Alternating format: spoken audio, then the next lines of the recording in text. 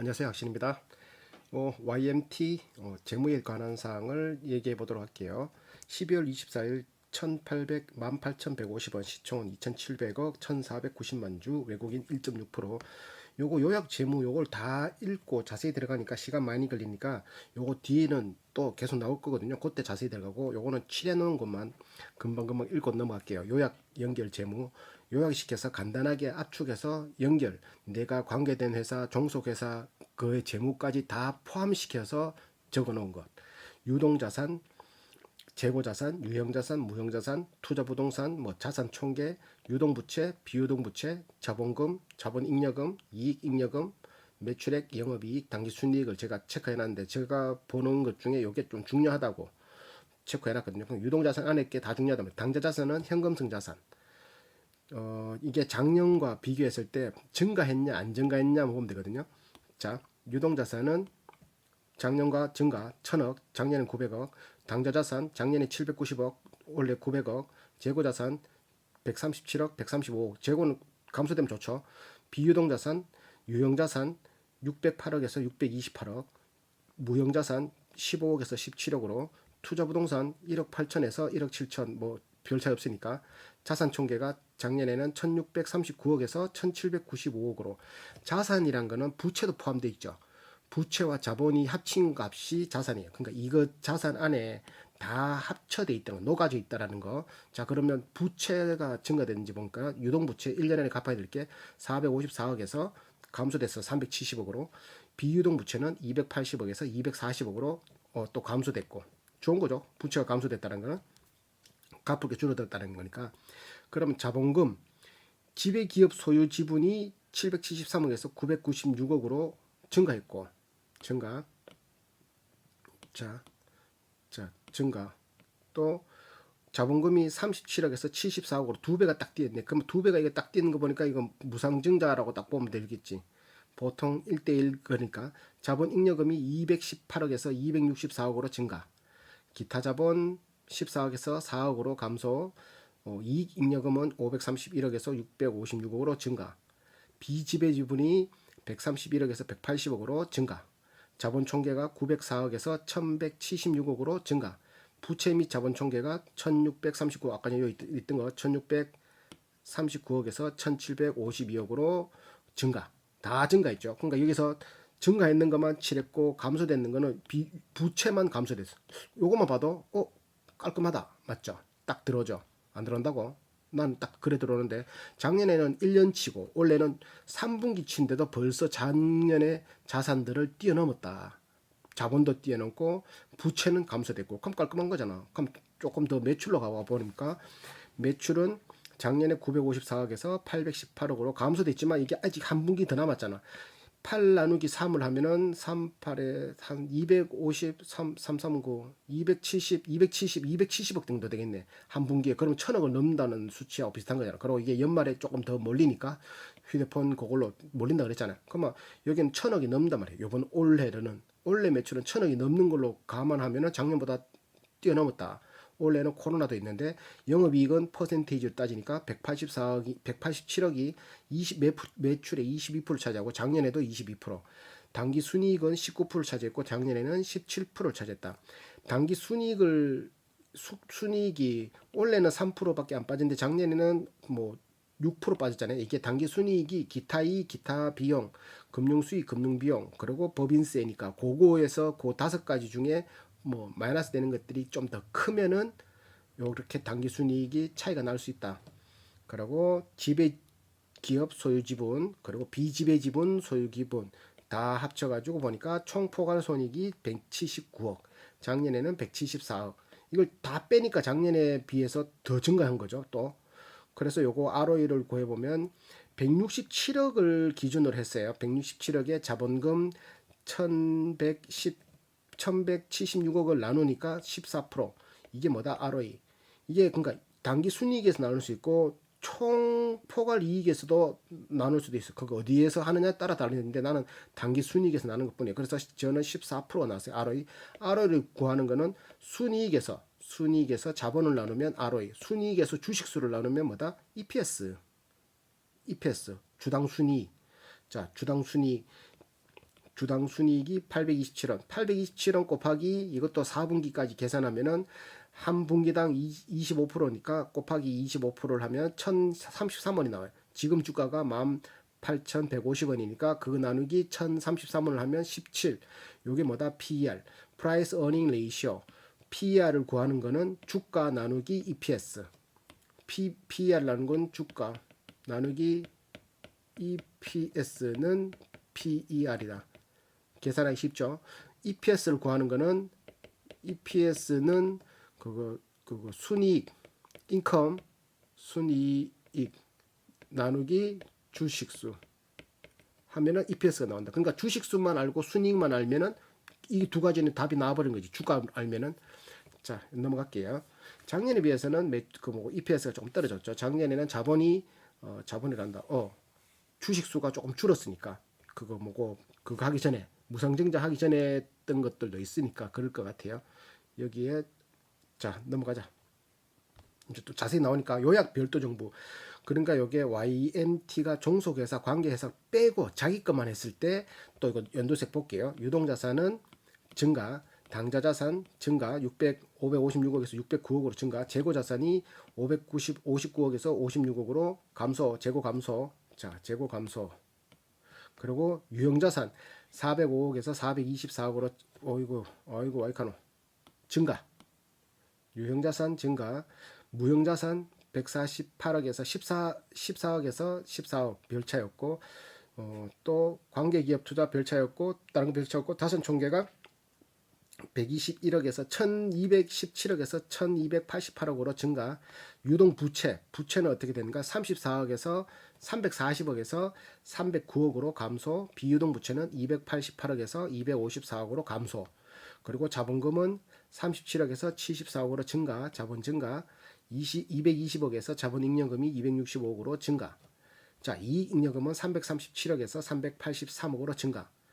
그러니까 부채와 자본 총계가 1217억에서 1288억으로 증가. 여기도 관계기업도 관계란다 이거 요약 별도로 해가지고 YMT만 계산해도 당좌자산 증가, 유동자산 증가, 재고가 감소하고 나머지는 부채가 감소하고 여기도 별 차이 없죠. 여기도 별 차이 없다. 그러면 여기 매출 대비 요걸 보니까 매출이 작년에 비해서 660억, 여기는 500억인데 요거는 나누기 500억 나누기 3을 하면 3은 166억.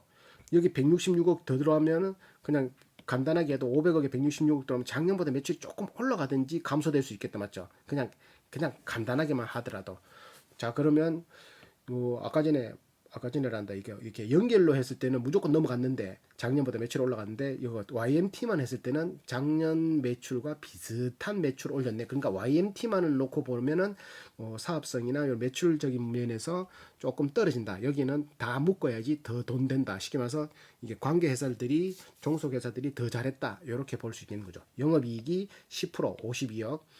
그리고 단기 순이익이 매출의 8% 42억 이런 식으로 되어 있다. 여기도 순이익 나누기 주식수로 하면 285원이 나온다.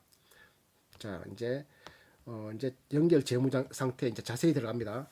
자, 유동자산 1년 안에 현금으로 바꿀 수 있는 자산이 1,041억인데 그 중에 현금 및 현금성 자산은 말 그대로 이제 바로 현금으로 바꿀 수 있는 자산 석 달 안에 현금을 바꿀 수 있는 자산을 보통 범주는데 그게 509억. 작년보다 증가했어. 현금이 증가했다. 들고 있는 현금이. 자, 그럼 들고 있는 현금이 증가했다는 건 현금이 있다라는 것과 없다라는 건 천지 차이. 요거 당장 500억이기 때문에 500억으로 뭘 할 수 있기도 쉽고 은행에서 당장 돈을 안 빌려도 되고 500억으로 뭔가를 이렇게 쓸 수 있는 여유가 있다. 단기 금융자산이 82억으로 증가했고 매출 채권은 일해주고 돈 못 받은 거. 채권이 작년에는 264억인데 279억으로 15억이 증가했어. 매출 채권이 증가했다는 건 그만큼 돈을 못 받았다는 거지. 물건은 줬는데 그만큼 돈을 못 받았다. 자, 매출 채권이 증가하면은 매출은 증가하는 걸로 나오는데 돈은 수준이 없는 거야. 이 돈은 버는데 네 돈 어딨노? 다 빌려줬네. 그런 거하고 비슷한 거지. 아직 돈 못 받았다. 네 물건 팔았다며. 아직 돈 못 받았다. 그 말하고 똑같은 거지. 자, 기타 금융자산 별 차였고 14억, 기타 유동자산 18억. 재고 자산이 135억, 작년에 137억에서 135억, 2억 정도 감소했네요. 1억 정도 감소했네. 그거 수치가 낮으니까 넘어가고, 비유동 자산은 1년 안에 현금을 바꾸기 힘든 자산. 어떤 게 있냐면은 뭐 증권 자산, 뭐 1년 이상 되는 거, 장기 리스 채권, 그리고 뭐 금융 자산, 관계 기업에 투자한 주식 이런 거는 바로바로 현금으로 하기 좀 힘들잖아. 그런 것들을 비유동 자산으로 뽑은 거야. 유형 자산, 눈에 보이는 자산, 무형 자산인데 요걸 또 현금으로 또 빼기는 또 그런 것들을 투자 부동산, 사용권 자산 이런 것들을 다 비유동 자산으로 포함시켜서 나열해 놓은 걸 보니까 공적 가치 금융 자산이 30억, 작년에 27억으로 증가. 장기 뭐 이렇게 기타 비유동 금융 자산이 20억, 별 차이없고, 유형 자산 작년에 608억이었는데 올해는 628억, 한 20억 정도 증가하고, 무형 자산 17억에서 한 2억 정도 증가했고, 투자 부동산 별 차이없고, 사용권 자산 31억에서 30억 별 차이없고, 자산 총계 그걸 다 하니까 1639억에서 1795억으로 얼마 정도 증가, 160억 정도가 증가했더라. 자, 부채를 보니까 유동부채 1년 안에 갚아야 될 게 454억에서 370억 감소한 거예요. 70억 정도가 감소했어요. 부채가 감소했다라는 거는 어떤 부채가 감소했는지를 보니까 매입 채무는 외상가, 매입 채무는 증가했어. 매입 채무는 33억에서 36억으로 증가했고, 기타 금융 부채가 46억에서 35억으로 감소했고, 10억 정도 감소했잖아요. 자, 그리고 또 별 차이 없는 게 유동계약 부채 미지급 법인세도 23억에서 18억으로 감소했고, 단기 차입금은 작년에는 88억인데 올해는 173억, 90억 증가했다. 90억 맞지? 90억 증가했다. 단기 차입금은 90억 정도 증가했다. 그리고 유동성 장기 차입금은 180억에서 57억. 여기는 또 57억이니까 57억 빼버리면 130억 정도 감소한 거네, 맞죠? 여기는 또 130억 감소해. 57억에서 180억 얼마야? 123억 정도 감소했네. 123억 감소. 여기는 또 123억 감소. 자, 이런 식으로 유동성 전환사채 요게 69억에 있던 게 39억으로 30억도 감소. 30억 감소. 이런 식으로 수치가 보이잖아요. 부채는 이런 식으로 흘러왔구나. 비유동 부채는 280억에서 248억으로 한 40억 정도 감소됐는데, 어떤 게 감소된지 보니까 장기 리스 부채 뭐 1억 정도 차이 나고, 충당 부채 뭐 한 1억 정도 차이 나고, 순학정 급여 부채 한 3억 정도 차이 나고, 장기 차입금이 76억이 89억, 13억 정도 증가했습니다. 13억 정도 증가했고, 그리고 전환사채가 한 8억 정도 증가하고, 그리고 공정가치 금융부채는 금융으로 갚아야 될 게 작년에 72억에서 14억으로 감소했다. 58억 정도가 감소했다. 감소. 그러니까 이거 뭐야? 어떻게 돼? 부채 총계가 작년에는 734억인데 올해는 618억으로 돼버렸다. 자본 지배기업의 소유 지분이 996억. 요거는 내가 어떻게 풀어내기가 지금은 조금 힘들 것 같아요. 요 단어를 알아쉽게 풀어내는 거. 그러니까 요거 넘어가고 그냥 자본금 37억에서 74억으로 증가했잖아. 자본금이 거의 곱하기 2 정도로 증가했잖아. 그러면 이런 거는 유상증자나 무상증자. 근데 깔끔하게 이렇게 넘어가는 거는 두 배로 넘어가는 거는 유상증자보다는 거의 무상증자에 가까울 수 있는 확률이 크다. 왜 그러냐면은 보통 그 1대1 비율로 곱하기 2 비율로 무상증자를 많이 하거든. 근데 유상증자를 하려고 그러면 곱하기 2 비율로 해야 되잖아. 이게 딱 거의 37억이 74억이 되려고 하면 거의 곱하기 2 수준이잖아. 요게 자본금이 그냥 늘어날 때는 액면가 곱하기 주식수가 늘어나는 거거든. 이게 액면가가 뭐 500원인가 그렇게 안 하잖아. 근데 500원짜리가 37억치 늘어나려고 하면 얼마고? 37억 나누기 500원은 740만 주가 있어야 돼. 740만 주. 뭐 말이냐고? 그러면 740만 주를 유상증자 한다라는 게 현실성이 있냐고. 얘들 주식수가 1500만 주밖에 안 되는데 740만 주면 반을 유상증자 한다 하잖아. 50%. 그럼 주주들이 가만히 있겠냐고. 그러니까 그거는 말이 안 맞는 거고, 거의 무상증자 했다고 보는 게 맞다. 그냥 알맞은 해석이다. 요거는 무상증자 했겠구나. 그러니까 딱 보면 나오잖아. 자본 잉여금이 무상증자 했는 것도 있고 무상증자 안 했는 것도 있겠네. 무상증자 맞나? 자본 잉여금에서 여기서 띄가지고 빠진 만큼 이렇게 또 메꿔 넣거든. 그건 뒤에 가면 나오니까 나오고 이익 잉여금은 순이익이 계속 쌓인 게 531억에서 656억으로 이렇게 돼 있고 자본 총계가 그렇게 해서 비지분 지분까지 합쳐가지고 1176억이 된다. 자본, 요게 자본, 내 자본. 여기서 만약에 자본 잠식 일어날라 그러면 이익 잉여금이 오링 나버리고 자본 잉여금이 까먹기 시작하면 그때부터 자본 총액에 비해서 내 자본금이 자본 총계 이 자본 총계에 비해서 이 자본금이 떨어지면은 하락되면 그때부터 자본 잠식이 들어간다고 볼 수 있어요. 근데 여기는 자본 잠식이 아니지. 이것도 여유 이익 잉여금도 656억이나 있고 자본 잉여금도 261억 총 한 1170억이나 있기 때문에 잠식 상태가 아니다. 그렇게 볼 수 있다. 충분히 여유롭다 이렇게 볼 수 있지. 자, 자본과 부채 총계 나왔고 연결 포괄 손익계산서 이제 계산서 3분기 계산서를 보니까 매출이 818억 원가가 520억 원가는 한 64% 정도 차지해. 원가 매출에서 원가를 빼면 매출 총이익이 나오고 297억 297억에서 뭘 뺀다? 판관비 판매비와 관리비를 109억 정도 한 12% 정도 차지하는 걸 빼니까 뭐가 나온다? 판관비와 원가를 빼면 매출에서 빼면 그걸 바로 영업이익이라고 한다. 영업이익은 물건을 팔고 얘들이 제품을 팔고 자기들이 영업을 해서 관리를 해서 발생되는 매출을 영업이익이라고 한다. 그러면 영업이익 말고 다른 매출이 발생될 수 있지 않냐? 있지. 그게 금융비용, 금융수익, 기타 비용 어떤 게 있냐면은 나중에 또 자세히 나올 거지만 금융비용에는 뭐 내가 은행에서 돈을 빌렸는데 그게 이자를 내가 그거 받는다든지 이자 돈을 빌렸기 때문에 내가 이자를 갚는다든지 그런 게 금융 수익이 될 수 있고 금융 비용이 될 수 있고 기타 수익은 내가 투자 회사에 투자 회사란다. 내가 돈이 있던 거를 투자 자금으로 이렇게 어디를 펀드를 넣든지 주식을 사든지 땅을 사는 게 아니고 내가 어떤 땅을 빌려주든지 임대를 하든지 뭐 이런 걸로 내가 기존에 가지고 있는 자산으로 영업과는 상관없이 벌어들이는 수익이 기타 수익. 그러면 영업과는 상관없이 수익을 내려고 했는데 마이너스 날 수도 있잖아, 맞지? 그건 뭐다? 그럼 금융 비용인 거지. 그러니까 여기서 플러스 마이너스가 발생하고 그리고 세금을 내야 되니까 세금 내면은 그 뭐가 나온다? 뛸 거 다 띄으니까 단기 순이익, 분기 순이익이라 한다. 그래서 그걸 다 띄고 보니까 분기 순이익이 167억. 이거에서 잘 봐야 될 게 뭐냐면은 일반적으로 매출을 잘 봐야 되고 그다음에 영업이익을 잘 봐야 되는 이유가 이 회사는 원가가 몇 프로인고 판관비가 몇 프로인고 합치니까 보통 판관비가 76% 정도 되네.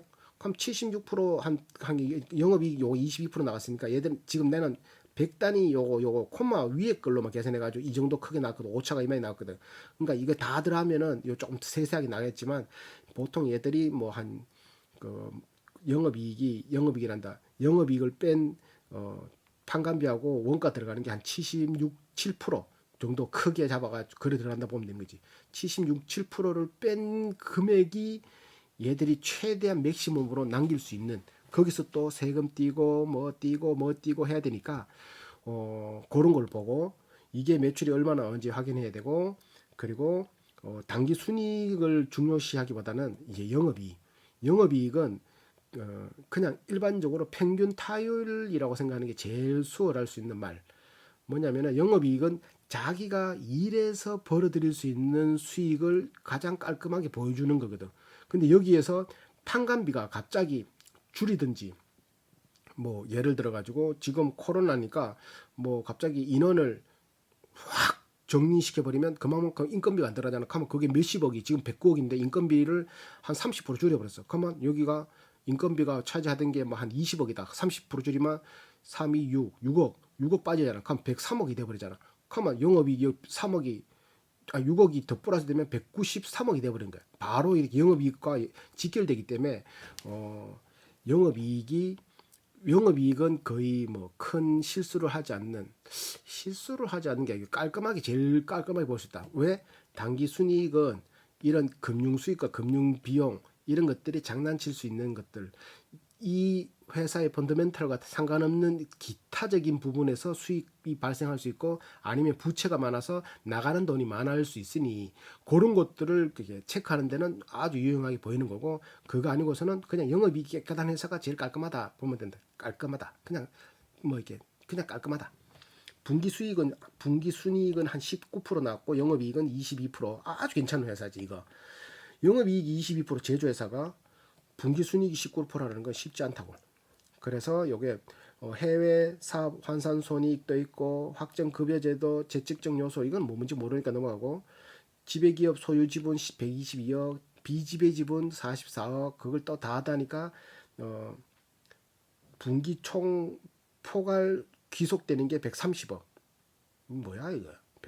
130. 이거를 보면 그냥 179억. 나 EPS를 구하면 827억. 이런 식으로 나온다. 요것도 맨 뒤에 나와가지고 요거 자세한 항목도 또 뒤에 나오거든. 보고 연결 자본 변동표 자본이 어떤 식으로 변동됐는가를 이게 딱 한눈에 보여주는 거. 자, 자본금은 아까 말했던 액면가 곱하기 주식수가 열로 들어오고 자본 잉여금은 액면가를 제외한 나머지 금액의 주식수로 곱한 게 자본 잉여금으로 쌓이고 기타 자본은 보면은 뭐 자기 주식 처분할 때 이런 것들이 기타 자금으로 쓰이고 또 이건 뭐야 자기 주식 취득 자사주를 취득할 때 기타 자금으로 쓴다고 기타 자금으로 자, 그럼 기타 포괄 손익 누계액은 해외 사업 환산 손익이 여기에 들어올 수도 있고 또 뭐 있노 해외 사업 그런 것들이 여기 들어오고 이익 잉여금은 분기 순이익이 여기 들어오고 이 항목에 그리고 뭐 또 이게 분기 순이익 들어오고 얘들 배당금 없어. 얘들 배당금 없다니까. 배당은 안 줬다. 여기에 또 배당금도 들어가거든. 마이너스로. 근데 배당금은 없어. 이것들. 배당이 없다.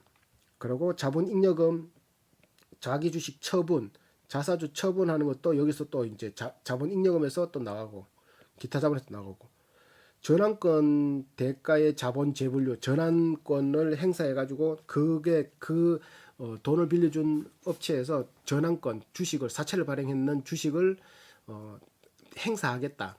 난 돈 안 받고 너 주식 할래. 그러면서 해버리면 주식을 자기가 가지면서 그 자본금이 불어나는 거잖아. 48억이 불어난 거지.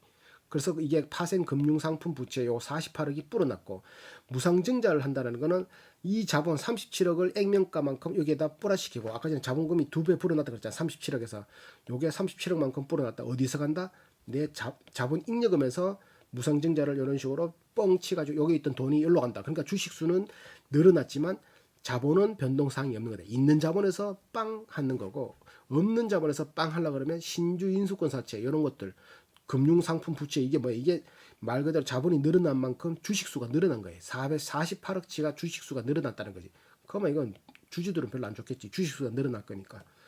자기 주식 취득은 자사주를 취득했다가 시장에 돌아다니고 있는 자사주를 취득한 거야. 산 거지. 4억치. 뭘로 사겠네? 액면가로 사겠네. 액면가로 안 사는 거지. 액면가로 안 사고 뭐다? 시장가로 사가지고 그만큼 가지고 있다가 팔 때는 그거보다 비싸게 팔 수도 있고 싸게 팔 수도 있잖아. 싸게 팔면 이게 또 마이너스 잡힐 거고 비싸게 팔리면 여기 좀 더 플러스 해가지고 마이너스를 까먹을 거고 이렇게 해서 이런 것들을 더하고 빼고 하니까 시작할 때는 2019년 1월 1일이 시작할 때는 744억이 2020년 9월 30일에는 1176억이 되는 마법 같은 일이 발생했다. 한 300억 정도가 400억 정도가 증가했다. 300 정도 증가했다.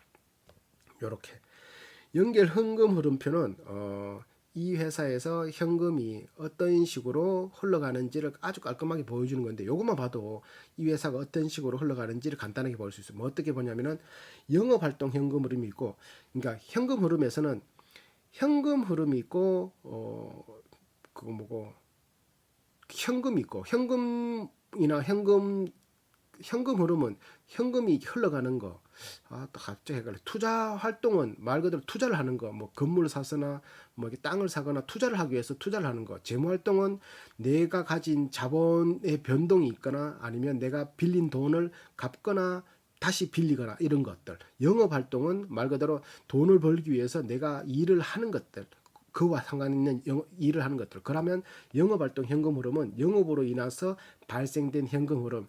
재고, 뭐 이렇게 미수금, 선수금, 그리고 당기 순이익, 그리고 또 뭐고 그거 뭐 감가상각비, 세금 이런 것들은 다 영업으로서 발생됐다고 해가지고 영업현금 흐름에 넣는 거예요. 그러니까 그게 지금 딱 보니까 189억에 189억의 현금이 돌아가고 있다. 작년에는 95억이 돌아갔고 플러스가 무조건 좋은 거예요. 이거는 지금 현금이 돌고 있다라는 걸 보는 거기 때문에 영업활동으로 창출된 현금 흐름이 215억인데 이건 뒤에 가면 자세히 나올 거고 영업활동 현금 흐름을 계산하기 위해서는 영업활동에서 창출된 현금 흐름을 쭉 계산하고 이자 4억 들어온 거, 이자 지급한 거, 그리고 법인세 납부 25억을 딱 계산하면 187억이 딱 나오고 투자 활동은 아까 말했다시피 단기 금융상품이나 대여금, 유형자산, 뭐 리스트권, 보증금 감소, 투자 활동을 이 회사가 재무제표가 굉장히 알아보기 쉽게 적어놨던 것 중에 하나인지 모르겠지만 요거처럼 깔끔하게 나오는 회사가 이크레더블도 굉장히 깔끔하게 나왔고 내가 또 어디를 깔끔하게 봤더라. 하여튼 뭔가 좀 이렇게 회사에서 제대로 보여주고 싶은 회사들은 굉장히 깔끔하게 적어놔. 이 재무제표를. 미원상사 그리고 풀무원도 깔끔했던 것 같고 기억이 안 난다. 봐봐 이게 간단하게 진짜 투자 활동으로 인한 현금 유입 요렇게 항목이 있고 투자 활동으로 인한 현금 유출 요런 게 투자 항목으로 인한 현금 유출이다. 요런 것들이 있다. 투자 활동으로 인한 현금 유출은 대여금 증가, 빌리 증거, 유연자산을 취득, 무형자산을 취득 산 거, 사용권 자산이 증가한 거, 뭐 리스한 걸 증가, 보험금이 증가한 거 이런 것들을 다 투자 활동으로 보는 거지. 이러니까 투자 활동으로 본 게 84억으로 썼다라는 거는 투자를 했다. 그러니까 애가 학원비는 당장 돈이 생기는 건 아니지만 애가 나중에 더 잘하기 위해서 투자를 한 거잖아. 그러니까 회사가 투자 활동으로 현금을 썼다라는 거는 그만큼 미래에 대한 가치로 이렇게 투자를 했다라고 보면 돼. 이게 자산을 처분하고 장단기 금융상품에 쏟고 뭐 이런 것들이 사고 팔고 하는 게 투자로 보는 거지. 그래서 84억. 작년에는 86억이었어. 그럼 재무활동은 내 자본금이 변동되거나 혹은 자기 차입금, 은행에서 빌리는 돈이 왔다 갔다 하거나 이런 것들을 인한 현금 흐름을 나열해 놓은 거. 이제 내 좀 개인이 좀 더 잡아가지. 내 지금 100개도 안 했는데 이제 개념이 이렇게 잡아간다. 나중에 일 하다 보면 더 잘 풀어준다니까. 자랑하지 말라고. 알았다. 재무활동으로 인한 게 12억이야. 그러면 이거는 내 자본금이 변동되거나 아까 말했다시피 자본금 혹은 여기 나와 재무활동은 현금 유입은 단기 차입금, 은행에서 빌리거나 갚거나 현금 유출은 빌리는 것들, 자기 주식 처분 이런 것들이 재무활동으로 현금 유입이고 들어오는 거고 유출은 나가는 거는 단기 차입금, 차입금의 상환, 전환사채의 상환, 뭐 배당금 지급, 자사주 취득 이런 것들은 현금이 나가는 거. 그러니까 유입이 들어오는 게 많냐 나가는 게 많냐 이런 것들 보니까 유입되는 건 뭐 145억 막 이렇게 있지만 재무활동으로 현금 유출이 158억이 돼버렸어. 그럼 유동성 장기 차입금을 갚았다는 건 돈이 나갔다는 게 130억. 그리고 자사주 취득 4억 나가는 게 많아서 보니까 계산을 다 해보니까 12억이 재무활동으로 현금이 마이너스 됐어. 그러니까 재무활동으로 현금이 재무로 인한 현금이 마이너스 됐다는 거는 자본금에서 빠진 것도 있든지 아니면은 그거 그렇지 내 은행에서 빌린 걸 갚는 것도 있든지 이렇게 해석할 수 있는 거지. 다시 되돌아보면 영업활동으로 인한 현금이 플러스 됐다는 거는 뭐 재고나 차입금이나 미수금이나 이런 것들보다 지금 돌고 있는 것들이 더 많이 현금들을 창출시켰다. 재고가 쌓였다는 건 현금이 묶였다는 거니까. 그리고 미수금이 적다라는 거는 미수금은 미리 돈 주지 않는 거잖아. 외상으로 가져오는 거예요. 외상으로 가져오면 그만큼 돈이 안 나가는 거니까 그런 게 많다든지 아니면 그런 게 감소됐다든지 아니면은 또 뭐 그 아까 재고 얘기했고 매출 채권 제일 중요한 거 매출 채권이 많아지면은 물건은 많이 팔았다고 나오는데 그거 돈을 못 받으면 현금은 없는 거잖아. 여기서 마이너스 될 거란 말이지. 그런 것들을 여기서 확실히 볼 수 있는 거다. 그런 돈보다 직접 받았던 게 많아서 플러스로 돌아선 거다. 그러니까 플러스 마이너스 이렇게 돼 있고 그리고 현금 및 현금성 자산의 증가는 어떤 식으로 계산하냐면은 시작할 때 현금성 자산이 417억에서 기말에는 현금성 자산이 509억이 됐어. 기말이라는 거는 시작할 때는 2020년 1월 1일부터 시작해가 여기 있잖아. 2020년 1일부터 시작해가 기말은 2020년 9월 30일까지. 기말 딱 보니까 417억짜리가 509억이 돼버렸네. 그러면 이게 차액이 얼마다? 90억의 현금이 증가했다. 이것만 봐도 뭐다? 현금은 계속 증가하네. 현금이 이만큼 있고 시작할 땐 이만큼 있었는데 90억이나 증가했네. 9개월 동안. 오, 그렇고 지금 영업활동 현금 흐름이 187억이나 있네. 여기 회사 그래도 매출이나 이런 것들이 뭐 깔끔하게 이렇게 잘 흘러가고 있구나. 이 정도는 확실히 딱 보인단 말이지. 돈은 잘 수금했고 했고 여기서 물론 자세히 봐야만 뒤에 또 나오겠지만 그런 식으로 해석할 수 있다. 이거 끊고 갈까? 연결 재무제표까지 빨리 해볼게. 이거 뭐야? 지배구 이게 YMT가 얘들이 자기가 말하고 싶은 것들이 많아서 이게 조금 길어. 나도 길게 하기 싫은데 이게 길어 어떻게 해? 계속 해야지. 전성욱이 512만 주 34%, 전상욱 이게 동생인가 그런 5% 88만 주. 현대투자 파트너스 매자니 신기술 이게 35 그건 것 같아. 1.42%, 전찬우 0.9%, 타이탄 메인겟 그 회사 1.59%, 자기 주식 0.15% 합쳐서 몇 프로야? 하여튼 그 정도 가지고 있고 기타 소액 주주가 55% 가지고 있고 자기 주식 8만 5천 주는 당분기 전략 매각 되었고 주식 매수 선택권 스톡옵션 행사 대비 교부 주식 마련으로 자사주 2만 1천 주를 신규 매수하였다. 이렇게 이제 스톡옵션 주려고 자사주를 매입했다고 그렇게 말하잖아. 자, 당분기 종속기업의 요약 재무정보로 YPT 주식회사는 분기 순이익이 22억, 작년보다는 감소된 거야. 분기 순이익이 22억 났지만 작년에는 32억이었어. 썬전 YMT 썬전 그 중국 지사는 작년에 69억인데 올해는 85억. 베트남은 작년에는 2억인데 올해는 작년에 2억 맞지? 올해는 22억, 20억 불어났어. 비욘드 솔루션은 작년에 8억 매출 올렸는데 올해는 순이익 올렸는데 올해는 3억. 엄청나게 떨어졌다.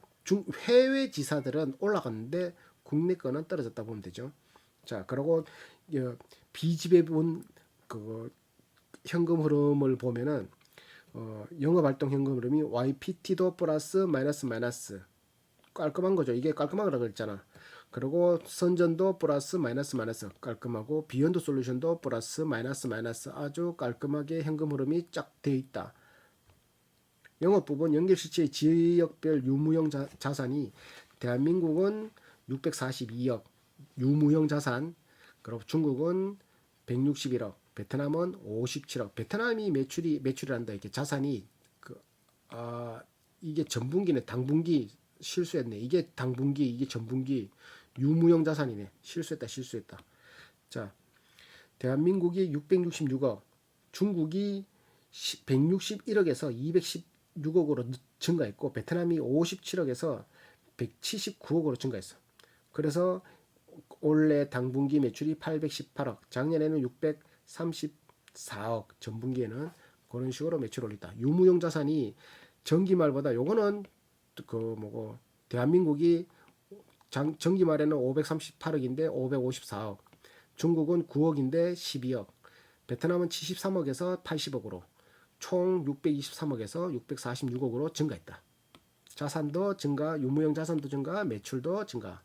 이렇게 화학약품 사업 부분, 기판 가공 사업 부분, 설비 제조 사업 부분 이런 식으로 되어 있다. 요거 부서별 부문별 재무제표를 보면은 화학약품의 매출이 899억, 영업손익이 159억, 기판 가공은 117억, 영업손익은 25억, 설비 제조는 46억에 영업이익이 4억, 합쳐서 1062억인데 189억의 영업이익이 발생됐다.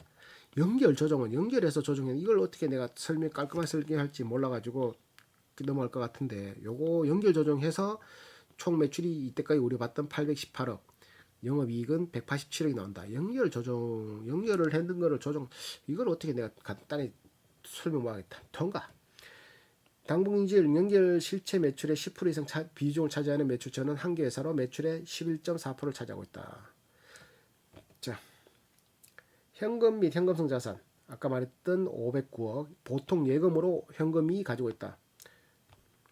매출 채권은 매출 채권은 299억인데 그 비유동 거하고 합치면 303억 정도가 있다. 매출 채권 그거 손상됐는지 손상 안 됐는지를 보는 요걸 보니까 채권 잔액이 303억인데 그 중에 연체되지 않는 게 4,300만 원, 1년 초과된 게 22만 원, 22억 원, 3개월에서 1년 이내가 6,700만 원 이런 식으로 합쳐서 303억 정도가 있다. 연체되지 않는 게 244억 원, 만기 경과 3개월 이내가 26억 이렇게. 요게 347억에서 이제 연체되고 만기 경과 이 뭐야? 손상 채권 여기서부터 손상된 거 손상 안 된 게 347억 원, 34억 원. 이거 같은 말 아이가? 당분기 말 손상 채권 연체되지 않는 거 손상 채권 손상 채권은 손상됐다는 말이잖아. 돈 받기 걸렀다 이 말 아이가? 손상된 거면 맞는데 헷갈리니까 통과. 자, 매출채권 대손 충당금. 또 맞네. 돈 못 받을 거 대비해서 23억. 아까 전에 23억이잖아 이거. 23억. 맞네. 손상된 거 맞다. 대손, 대리 운전, 대손 충당금, 대손 대신 내가 충당해줄게. 손상된 걸 대비해서 대신 충당해줄게. 그런 해석인 것 같아. 기타 금융자산, 아까 말했다시피 금융자산 이런 거는 대손 충당금 대신 그거 메꾸는 거 미수수익 뭐 대손 충당금 단기 보증금 주임 이런 것들이 기타 금융자산에 포함되어 있는데 그게 한 14억 정도. 자 이거 뭐고 기타 비유동 1년 안에 바꾸기 힘든 금융자산의 내용으로 장기 매출 채권 대여금 장기 대손 충당금 장기 대여금 보증금 이런 게 20억 정도. 요렇게 이런 항목들이 있다. 자 재고자산 재고자산은 상품 원가 제품, 상품은 물건을 바로 가져와서 바로 팔 수 있는 것을 상품이라고 그러고, 제품은 직접 만드는 것들, 그걸 제품이라고 하고, 원재료는 말 그대로 원재료고, 제공품은 만들고 있는 거, 미착품은 도착하지 않은 거, 이렇게 볼 수 있는데, 핑크색을 칠해놓은 거는 장부 금액보다 전기 말보다 이렇게 좀 감소된 거, 상품이 감소됐다. 제품은 늘어났고 82억에서 83억으로, 원재료는 25억에서 29억으로 늘어났고, 제공품 만들고 있는 거는 10억에서 6억으로 감소됐다. 그래서 총 장부 금액이 135억인데 요거를 미착품은 7억으로 8억에서 7억으로 감소됐다. 요걸 그냥 나만이 해석할 수 있는 거는 상품은 감소됐다. 미리 팔 수 있는 거는 감소됐는데 제품은 만들고 있는 거는 한 2억 정도 증가하고, 원재료는 한 2억 정도 증가하고, 제공품 미리 만들고 있는 거는 줄어들었다. 조금 덜 만들면서 만들어놨던 것들이 팔고 있다. 그 정도로만, 이게 수치가 엄청나게 확 차이 나는 게 아니잖아. 13억 137억에서 135억이니까 2억 정도 1억 정도 차이 안 나니까 재고가 뭐 그렇게 회사의 펀더멘털이나 회사의 뭐 그게 뭐가 이상이 있다라고 해석하기는 힘들지. 그걸 보는 거지. 나는 그렇게 생각해. 자, 관계기업의 투자 내역. 클로리스 음료수 이런 만드는데 24.9%를 투자했다. 5억 정도를. 근데 투자했는데 1억 정도를 손해보고 있다. 이 말이겠지. 지분법 손실. 그래 분기 손익이 매출액 20억 올렸는데 영업손익이 4억 8천을 발생시켰다. 클로리스라는 회사가 자산이 42억이고 부채가 42억. 그러니까 이거 거의 부채율 100% 되지. 그건 뭐 부채율 100%가 상관없고 매출액 20억을 올렸는데 영업이익이 마이너스야. 영업이익이 마이너스다라는 거는 다른 거꾸로 들어가 보면 매출액에서 원가 플러스 판관비, 원가 플러스 판관비가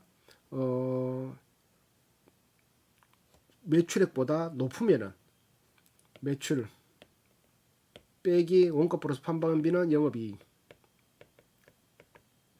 이래 되는데, 영업이익이 마이너스 된다는 거는 판관비가 높든지 아니면 원가가 높든지 아니면 매출이 낮든지 세 개 중에 하나야. 알지? 세 개 중에 한 개는 무조건 들어가. 맞지? 매출이 낮든지 원가가 높든지 판관비가 높든지 무조건 들어가는 거지. 자, 작년에는 영업이익이 그래도 1억 7천 흑자 냈었네. 작년 매출보다 완전히 반밖에 못 했는데 맞죠? 그렇게 또 해서 유형자산, 눈에 보이는 자산이 토지, 건물, 시설장치, 기계장치, 유형자산을 볼 때는 기계장치나 건물 이런 게 감가상각 누계액이 뜨는데 요게 지금 연도마다 이렇게 까주고는 알아서 적당한 만큼. 근데 이게 거의 취득원가하고 근접했으면 새로 설비를 깔아야 돼. 그러면 여기에 투자 자산이 들어갈 수밖에 없는, 다른 영업과는 상관없는 자산이 여기에 또 쏟아질 수밖에 없는, 회사 현금이 쓴다기보다는 그냥 또 빚이 늘어나든지 그럴 수밖에 없는 그런 게 발생할 수 있다는 거지. 그리고 628억 유형자산은, 자 아까 전에 이거 다 그런 거야. 요건 자세하게 이제 좀 풀어놨는 거. 단기 초에는 건설 중인 자산이 2억 8천이었는데 취득 요번에 23억치 샀다 이 말이지. 기계장치 요번에 17억치 샀다. 그거 처분한 걸 기계 1,300만원치 팔았다.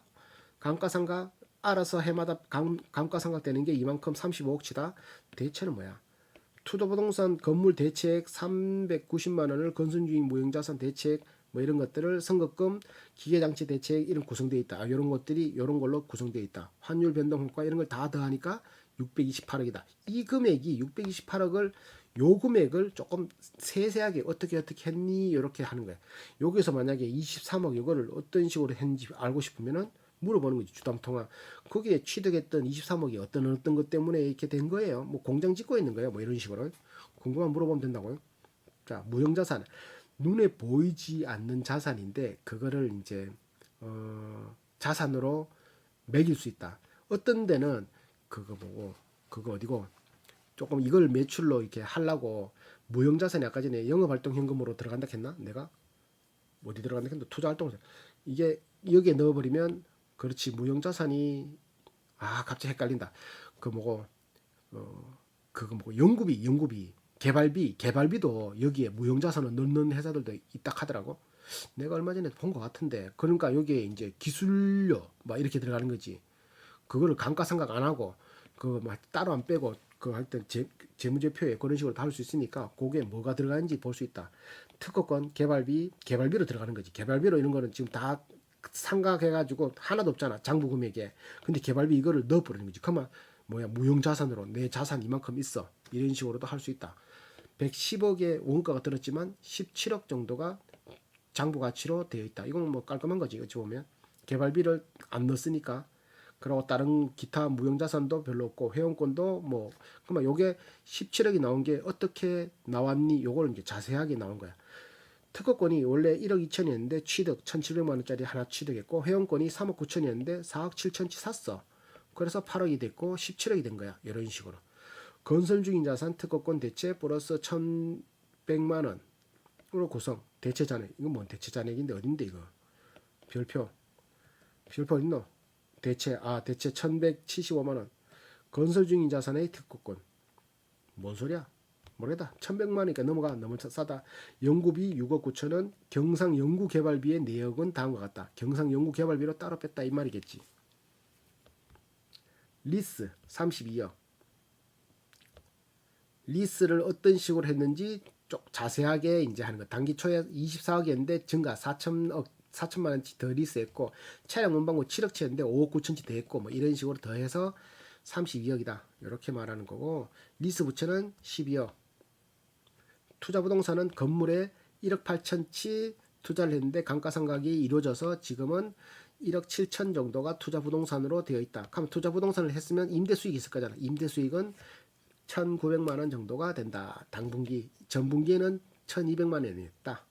이렇게 해석하고 또 담보 제공 자산, 담보로 그 제공되어 있는 자산, 우리가 담보로 잡힌 거 274억 정도가 장부 금액인데 거기에서 담보 설정 금액이 324억을 담보를 설정해서 빌린 거는 229억이다. 요렇게. 요거 빌렸으면은 이율도 있겠지. 그리고 요 보면은 지배기업의 토지 일부가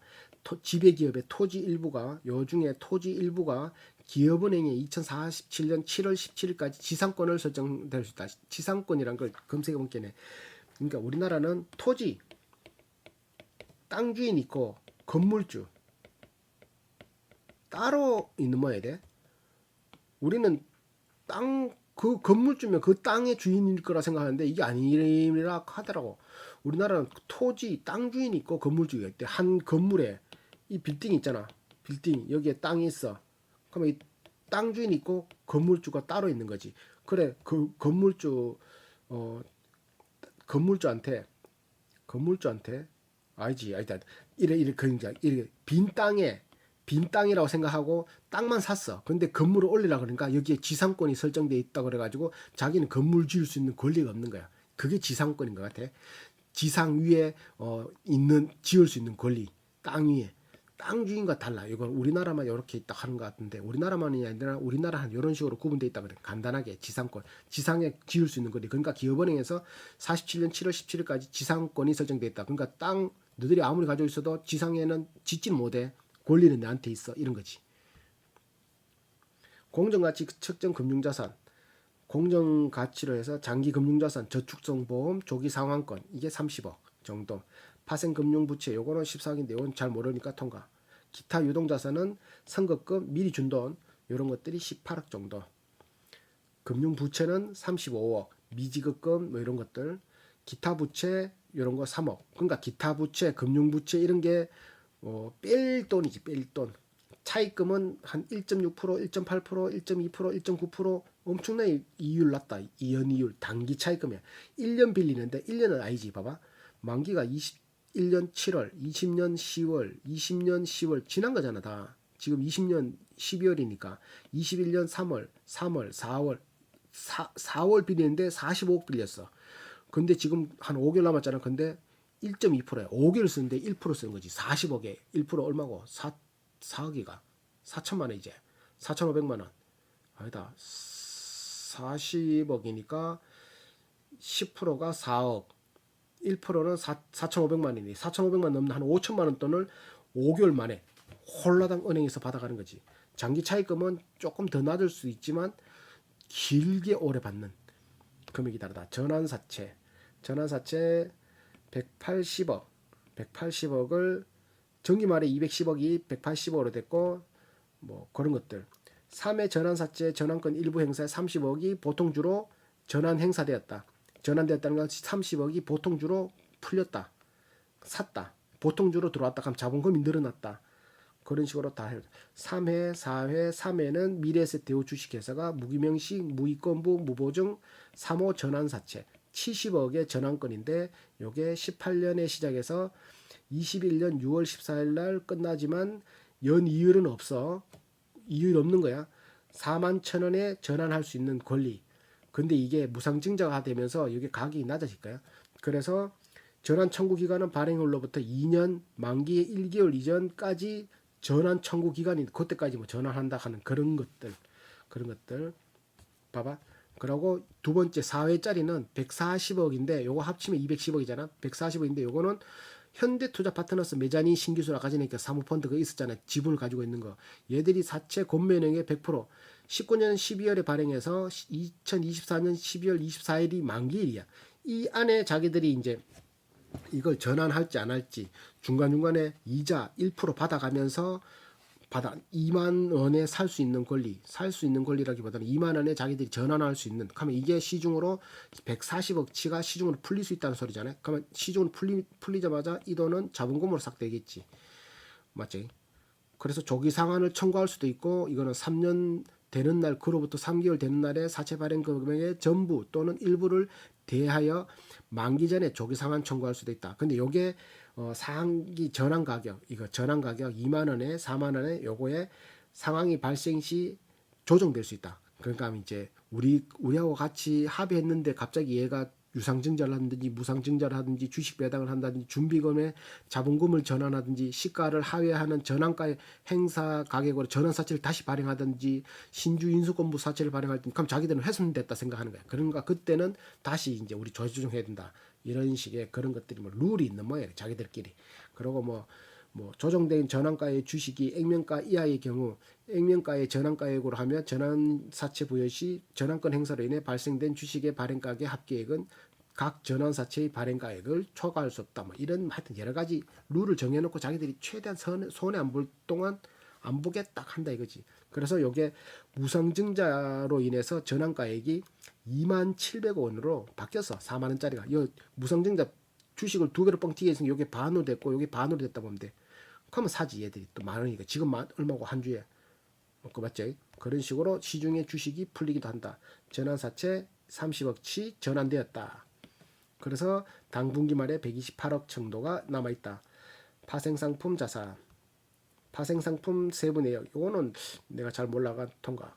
자본은 그래서 500원 곱하기 1490만 주 74억이 되버렸다. 정리 말에는 아까 전에 무상증자 한번 했잖아요. 500원짜리가 740만 주 있어서 37억인데 두 번 딱 돼서 740억이 됐다. 74억이 됐다.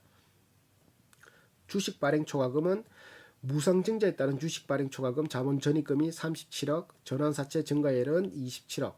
이렇게 해서 184억이 되고 자기 주식 처분 이익 자사주를 13억에 처분해서 자기 주식 처분 이익 8억이 생겼다. 8억이 생겼지만 28억이 뭐야? 8억이 생겼다. 자기 주식 13억이 처분됨에 따라 8억이 생겼다. 그러니까 13억을 처분해서 8억이 생겼다. 이야, 좀 헷갈린다. 파생상품 부채 48억이 아까 전에 저 앞에서 48억 파생상품 금융부채 자본금에 들어왔었잖아. 48억. 이 자본 잉여금은 재분류됐다. 이렇게. 이거 모른다고? 지금 몇 페이지고?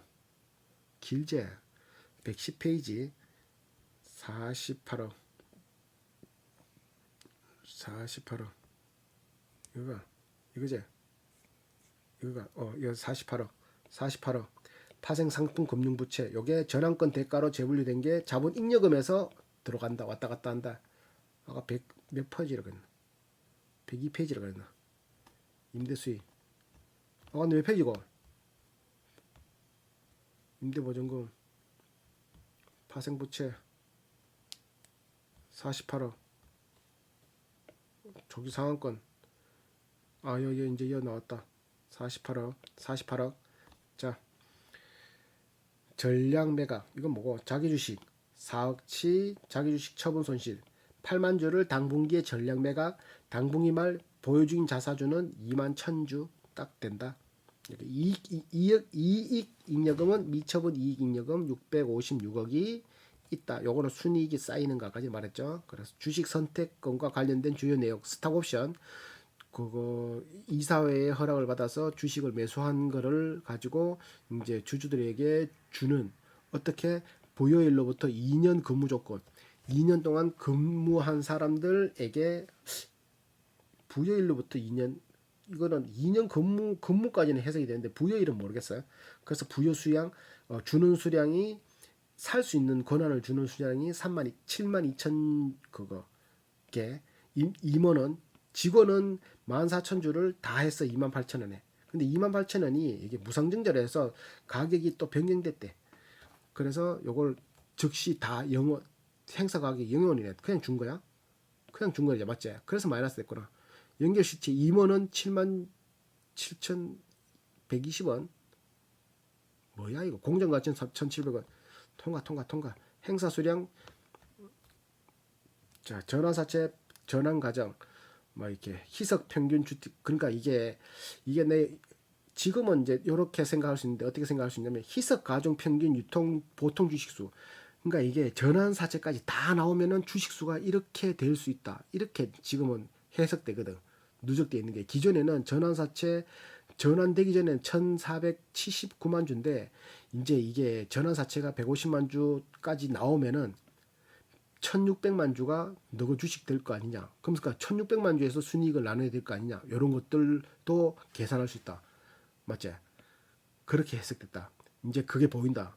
맞을 것 같은데. 성격별 비용. 성격이 매출원가와 판매비, 관리비. 성격별 비용. 재고자산 3억, 매출원가 27억, 원재료 사용액 361억, 급여 114억, 감가상각비 35억, 기타 비용 56억 하면 630억에 매출원가와 판관비 여기에서 뭐만 빼면 된다? 매출을 빼면은 뭐가 나온다? 영업이익이 나온다. 매출원가와 판관비 빼기 뭐에서 매출에서 빼기 요거 하면은 뭐가 나온다? 영업이익 나온다. 쉽다. 외우려고 안 돼. 그럼 판매비와 관리비 내역이 급여가 보통 제일 많고 44억. 나머지는 이렇게 비교해 보는 거야. 어디서 빵원 났는지 대충 뭐 1억 차이 나고 이런 거는 넘어가면 돼. 운반비가 5억 7천 들어가는 게 8억 들어갔네. 소모품도 별 차이 없고 지급 수수료가 8억인데 10억으로 늘었네. 지급 수수료 뭔데 이거 궁금하면 주담통 하는 거야. 지급 수수료가 10억인데 뭐 때문에 이래 늘었냐 물어보면 되는 거지, 맞지? 그래서 91억이 109억으로 판관비가 18억이 증가했는 거예요. 18억이면 109억에 18억이면 10% 정도 되잖아. 18% 되네. 맞지? 19억이면 10%좀 넘네. 그러니까 그럼 10%면 크다 생각하면 물어볼 수 있는 거고, 별로 그거 크다 안 생각하면 그냥 넘어갈 수 있는 거고. 기타 수익과 이제 기타 비용, 어, 영업이익까지는 이제 다 받고, 이제 기타 수익과 기타 비용, 자비, 리스해지 이런 게 6억, 기타 이익, 기타 비용은 1억 4천, 잡손실, 재고자산 뭐 손실 뭐 이런 게 1억 4천. 그러니까 요걸 빼면은 한 6천만 원, 8천만 원 손해 본 거지. 법인세 25억 나가고, 순금융손익, 금융손익 아까 전에 이렇게 기타 이익, 기타 수익, 기타 금융 수익, 금융 원가 나왔다잖아요. 그거 뭐 그거 손익 계산서 딱 봤을 때 거기에 나오는 이제 자세한 항목들, 이자 수익, 리스 채권, 외환 차익, 외환 환산 이익, 뭐 금융자산 평가 이익, 팔았을 때 파생상품 평가 이익, 이자 비용, 외환 차손 이런 것들이 다 금융 비용과 금융 수익, 금융 수익과 금융 비용. 금융 수익이 24억이고 금융 비용도 22억. 차액은 순 이익인 2억 정도가 그래도 벌었다, 금융으로. 그럼 이것도 플러스, 영업에서 플러스 시키고 기타 수익에서 요거 벌었는 것만큼 플러스 시키고 세금 띄면 뭐가 나온다? 당기 순이익이 나오는 거지. 맞지? 자, 이제 그것까지 다 봤으면 현금 흐름표, 영업 활동에서 창출된 현금 흐름표 이제 항목이 들어간 거야. 분기 순이익 아까 전에 167억이라 했잖아. 그러니까 순이익에서 조정이 있고, 그리고 영업 활동으로 인한 자산 부채의 변동이 있고. 자, 또 뭐 있게? 그게 다야. 그래서 영업활동에서 창출된 현금 흐름은 1 플러스 2 플러스 3을 하면 215억인데, 어떻게 분기 순이익 플러스 퇴직급여, 무형자산 상각비, 이자 비용 이런 것들을 재고자산 평가, 요거 공부하기 좋아. 이거 이런 항목들이 여기 들어가는구나. 외화 환산, 이자 수익, 지분법 손실 이런 것들이 법인세까지 다 들어가서 83억이 됐고, 영업으로는 일단 자산 부채의 변동이 매출 채권 감소냐 증가냐, 재고자산이 감소됐냐 증가됐냐, 선급금 미리 준 돈이 감소됐냐 증가됐냐, 매입 채무가 증가됐냐 감소됐냐, 이런 것들을 영업 활동으로 인한 영업, 그러니까 돈을 벌기 위해서 이루어지는 것들로 인해서 발생된 자산 부채가 어떤 식으로 변동됐냐의 항목에 넣는다 이거지.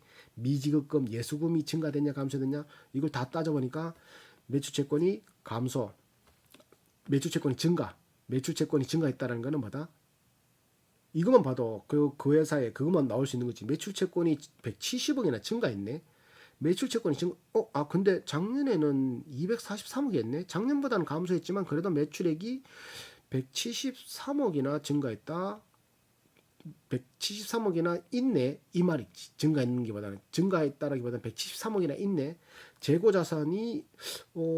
재고자산은 없나 보네. 1억밖에 없네. 1억밖에 없는 게 아니고, 그렇지. 1억, 재고자산이 없네? 1억치. 아닌데. 재고자산이, 이거를 영일 기준이 어디야? 이건 조금 신기하다. 그렇지. 작년과 비교해야 돼. 작년에는 재고자산이 33억이나 있었는데, 올해는 1억치가 더 현금으로 됐네. 현금이 불었네. 이걸 어떻게 해석해야 되지? 그런, 내처럼 해석하면 안 되고, 그냥 이거 있는 그대로 봐야 되겠다. 헷갈린다. 그러니까, 재고자산이, 없으면은, 감소되면은 감소된 만큼 현금으로 들어왔으니까 현금이 이렇게 1억. 이건 나중에 또 내가 공부해 봐야 되겠다. 선급금.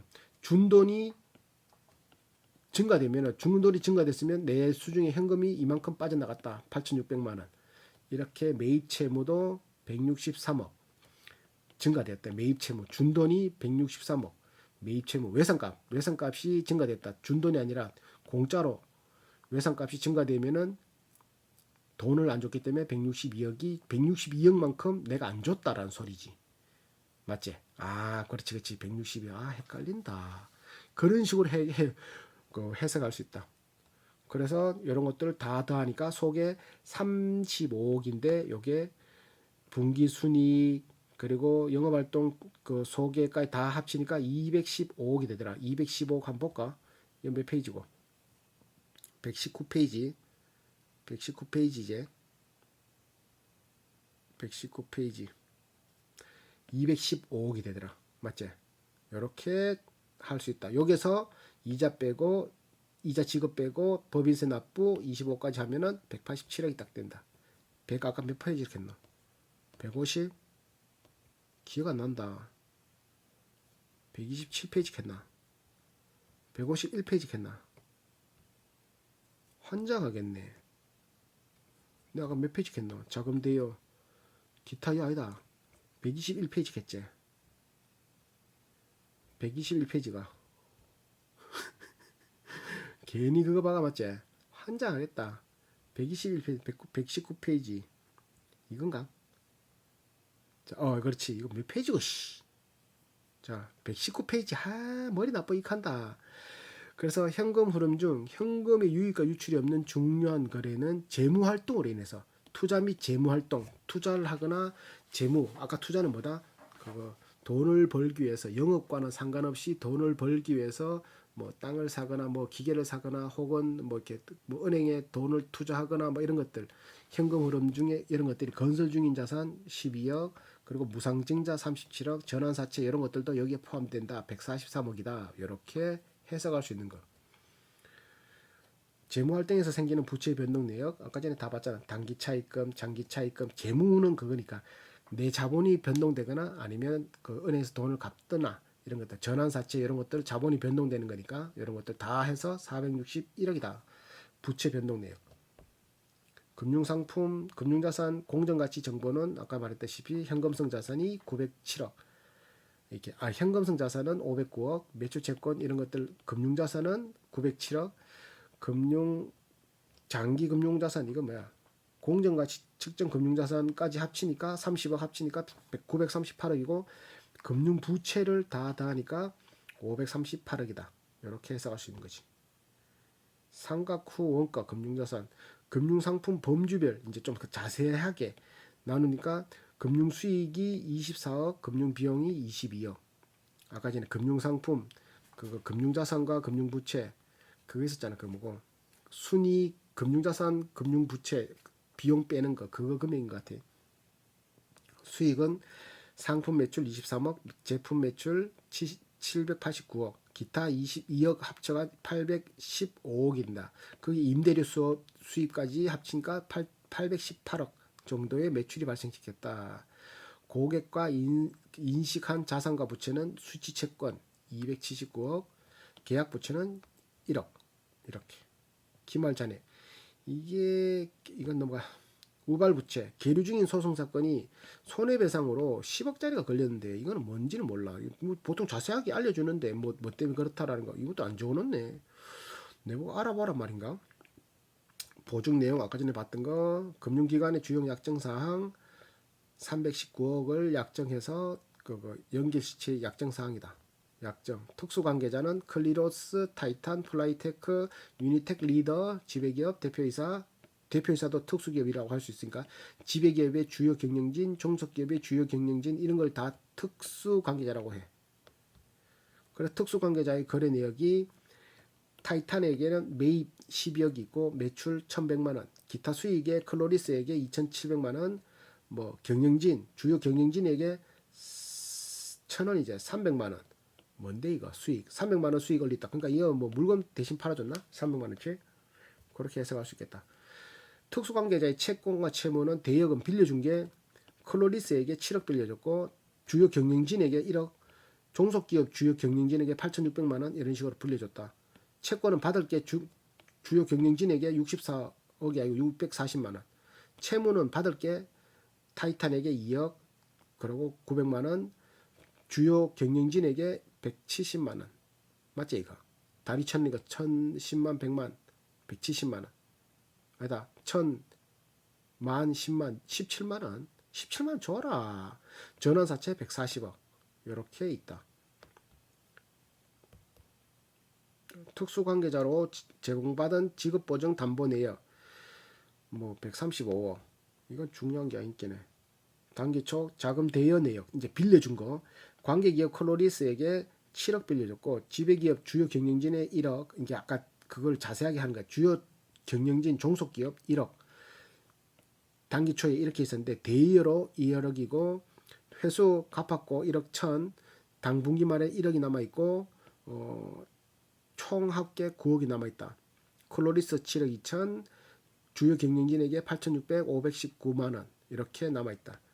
자금 차익거래 단기 초에 140억이 당분기 말 140억이 됐다. 이자는 8억 6천이 나간다. 그러니까 이게 그거 1%씩 가져간다 그랬잖아. 1%의 이자가 8억 6천이다. 140억이니까 8억 6천을 가져가는구나. 이자 비용이. 맞지? 1년치인가? 차입금. 이게 사모펀드 그거잖아. 이거 특수관계자 그거 주식 그거 했는 거 그거 가져가는 것들. 재무제표는 입으로 굉장히 길다. 맞지?